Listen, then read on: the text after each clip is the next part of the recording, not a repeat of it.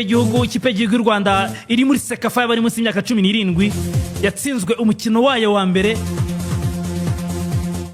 na Ethiopia ibitego 2-0 byabonetse mu gice cya mbere. Abana basa nk'abawuzaguritsemo gato mu gice cya mbere batari barabastable. Mu gice cya kabiri bihagararaho niko navuga. Ethiopia iri mu rugo ubone isa nk'ifite abakinnyi bakuze. Byarangiye u Rwanda rutsinzwe ibitego 2-0. Hanyuma si abari munsi y'imyaka 17 gusa. Ejo ni mugoroba habaye umukino w'ikipe y'igihugu y'u Rwanda nkuru. Amavubi yari mu mwiherero wararangiye. Abakinnyi barasubira mu makipe yabo. Hanyuma Amavubi yanganyije na Al Hilal yo muri Sudani iri hano mu Rwanda. Itari ifite abakinnyi nayo benshi bagera kuri 5 bari mu ikipe y'igihugu. Ubusa hagati y'Amavubi na Al Hilal. Nabonye Ishimwe Pierre yo APR yari mu izamu. Kabange yo muri Rayon Sport niwe bakina ku ruhande rumwe. Claude na Yunus. Claude ari ku rundi ruhande.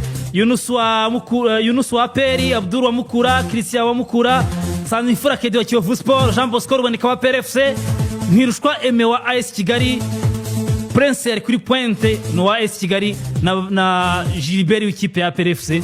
Niyo bakinyi umukino gice cya kabiri umutoza bakuyemo agenda bavanga ashyiramo abakinyi benshi batandukanye, ariko umukino warangiye ari ubusa ku busa. No mwiherero sinzi wenda icyo wafashije umutoza, birashoboka ko wenda ari abakinyi yabonye azifashisha muri cani, ariko maze igihe gito gishoboka kweli. Reka nerekeze mu ikipe ya Rayon Sport. Muri iyi weekend twabonye ibaruwa y'umuyobozi mukuru wa Association ya Rayon Sport Bwana Paul Muvunyi. Rimwe na rimwe kumenya ibyo ashinzwe biraducanga, twagiye tubona ibintu byinshi bitandukanye, sibyo ngiye kugarukaho.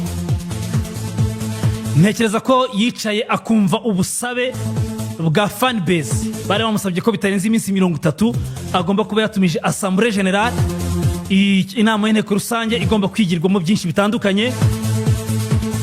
Hanyuma nkuko mbona yanditse ravuga ati rwose bwana madamu ugize inteko rusange Association Rayon Sport, inama y'inteko rusange idasanzwe. Bwana madamu nejejwe no kwandikira ibaruwa ngira ngo ngutumire mu nama y'inteko rusange idasanzwe ya Association Rayon Sport yo izaba ku itariki 22 z'ukwa 11 2025. Ni muri iyi weekend ku cyumweru, azaba ari saa 3 mu cyumba cy'inama cya The Right Hotel.